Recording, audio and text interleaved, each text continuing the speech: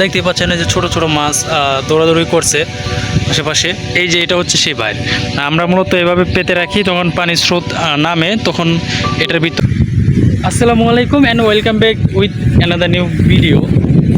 তো আপনারা হয়তো অনেকে জানেন যে ইতিমধ্যে আমি আমার চাকরিটি ছেড়ে দিয়েছি।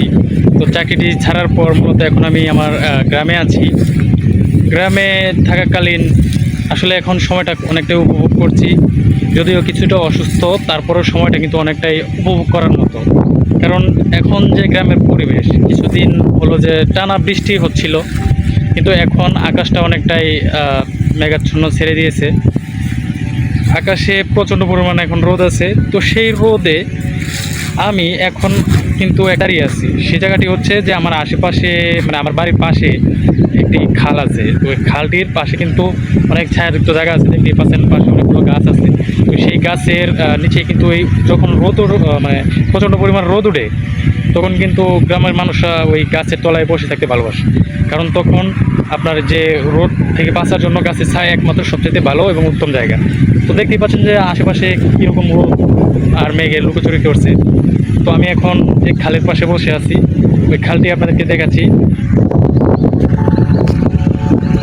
এই যে মূলত একটি খাল, এটি আমাদের যে ময়মনসিংহের ময়মনসিংহের যে ব্রহ্মপুত্র নদীটি রয়েছে, সেই নদীটির সাথে কিন্তু এই খালটি সংযুক্ত। এই খালটি মূলত আপনার ময়মনসিংহের ব্রহ্মপুত্র থেকে শুরু করে নেত্রকোনা জেলার যে আরেকটি বড় নদী আছে, সেই নদীটার নাম তো আমার এখন মনে নেই আপাতত, সেই নদীটির সাথে গিয়ে মিশেছে। এর মাঝখানে আমাদের কিছু গ্রাম আছে, তারপরে উপজেলার মধ্যখান দিয়েই কিন্তু এই খালটি প্রবাহিত হয়েছে। দেখতে পাচ্ছেন যে পানি এখন তো যেহেতু বর্ষাকাল, তো পানি কিন্তু খালের মধ্যে একবারে উপচে পড়ছে। আশেপাশে যে জমিগুলো রয়েছে সেই জমিগুলো একবারে প্লাবিত।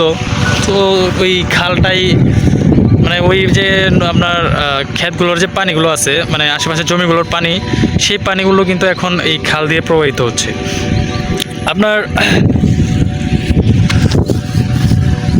তো আমি কিন্তু মূলত বাড়িতে আসলে এই খালের ধারেই বসে থাকি।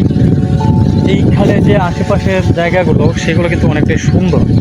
আপনার আশেপাশে বা খালের যে পাড়গুলো রয়েছে, সেই খালের পাড় দিয়ে কিন্তু অনেক দূর পর্যন্ত যাওয়া যায়। হেঁটে হেঁটে কিন্তু অনেক দূর পর্যন্ত যাওয়া যায়। কিন্তু আমি মূলত এই যে আমার যে পিছনের যে জায়গাটা দেখতে পাচ্ছেন সেই জায়গাতে কিন্তু মূলত বসে থাকি। এই যে জাম গাছ আছে, সেই আপনার ইটের একটা দেওয়াল আছে, সেই দেওয়ালের পাশে কিন্তু বসে থাকা যায়। তো আমরা গরমের কালে কিন্তু যে যারা গ্রামে থাকি, তারা কিন্তু গরমের মধ্যে এখানে এসে মানে মূলত বসে থাকি। তো এখন আমি আপনাদেরকে একটা ইন্টারেস্টিং জিনিস দেখাতে চলেছি। জিনিসটা হচ্ছে যে সকালে আমরা যারা গ্রামে থাকি, তারা কিন্তু যখন পানি হয়, তখন আপনার কিছু মানে এমন একটা জিনিস আছে যেটা দিয়ে আমরা মূলত মাছ ধরি।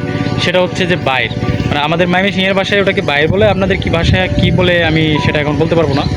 আমি ওই বাইর কিন্তু পেতে রেখেছিলাম। মূলত যখন পানি হয় বা পানির যখন স্রোত থাকে, বা ছোট ছোট জমিগুলোর যে যখন পানিতে প্লাবিত হয়ে সেগুলো তো স্রোতে পরিবর্তন হয় বা স্রোত তৈরি হয়, তো আমরা কী করি, আপনার জমির আল কেটে ওই আলের ছোট ছোট আল কাটে, ছোটো আকারে কাটার পরে সেখানে এই আপনার একটা বাইর পেতে রাখা হয়।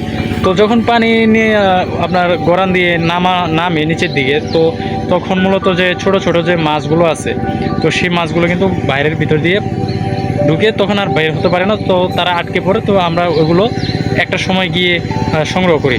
তো আপনারা জিনিসটা দেখলেই চিনতে পারবেন, যারা আমার কথায় বুঝতে পারছেন না আসলে বাইরে কী জিনিস। তো আমি যদি দেখাই, তো দেখলেই বুঝতে পারবেন। তো আমি এই জায়গাটাতেই মূলত বাইরটাকে পেতে রেখেছিলাম। তো দেখা যাক আসলে এটার মধ্যে কি এখন আপাতত কোনো মাছ ধরেছে কি না। তো আমি একটু উঠাবো। দেখতে পাচ্ছেন যে ছোট ছোট মাছ দৌড়াদৌড়ি করছে আশেপাশে। এই যে এটা হচ্ছে সেই বাইর।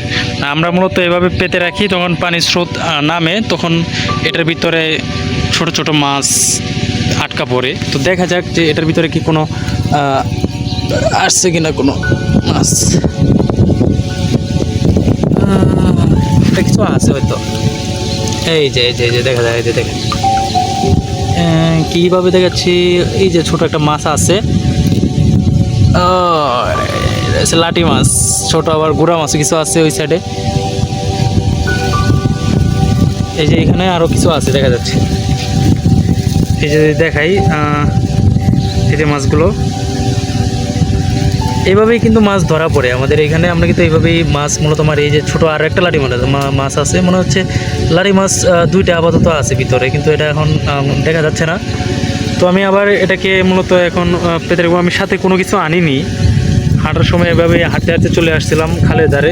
তো বাড়িতে যাব, বাড়িতে গিয়ে আবার একটা কিছু আনবো, এনে আবার ওটাকে মাছটা মূলত উঠিয়ে নেব। তো এটাকেই মূলত বাই বলা হয় আমাদের এলাকায়।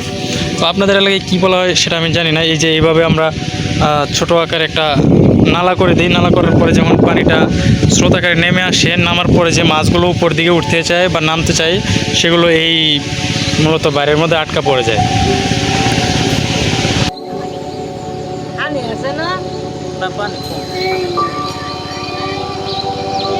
তো জানেন একটা বিষয় যে আমাদের এই যে খালটা আছে বা আমাদের দেশের যে খালগুলো আছে, সেই খালগুলো মূলত খরা মৌসুমে অনেকটাই কাজে দেয়। কারণ তো যখন আশেপাশে কোনো পানি থাকে না বা ভূগর্ভস্থ পানি ওঠাতে আমাদের অনেকটাই টাফ হয়ে পড়ে বা পানির স্তর অনেকটা নিচে নেমে যায়, তখন মূলত আমাদের এলাকার এই খালগুলো কিন্তু প্রচণ্ড পরিমাণ কাজে দেয়। কারণ আমরা যখন আশেপাশ থেকে পানি পাই না বা ভূগর্ভস্থ থেকে তখন পানি পাই না, তখন আমাদের এই যে খাল দিয়ে যে পানিটা প্রবাহিত হয় নদীর সাথে যেহেতু সংযুক্ত, সারা বছরে কিছু না কিছু পানি থাকে।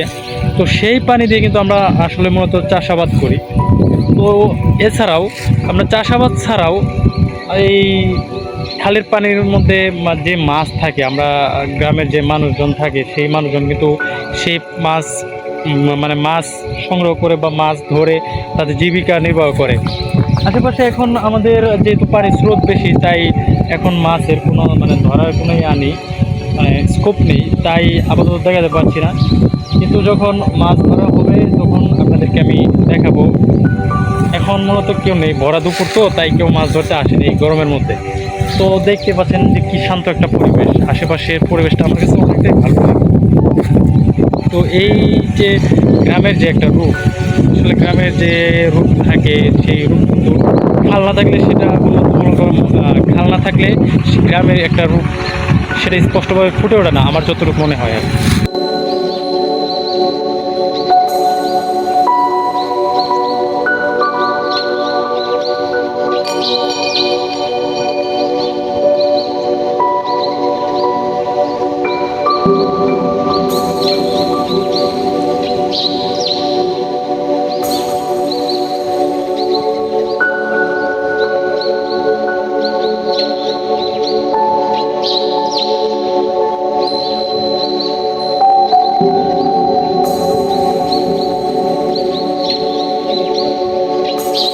তো ফাইনালি ভিডিও ভালো লাগলে অবশ্যই ভিডিওতে একটি লাইক করে চ্যানেলটিকে সাবস্ক্রাইব করে দিবেন এবং সবার জন্য দোয়া থাকবে। তো দেখা হচ্ছে পরবর্তী ভিডিওতে, সে পর্যন্ত সবাই ভালো থাকবেন, সুস্থ থাকবেন। সে পর্যন্ত সবার শুভকামনা আশা করছি। টাটা।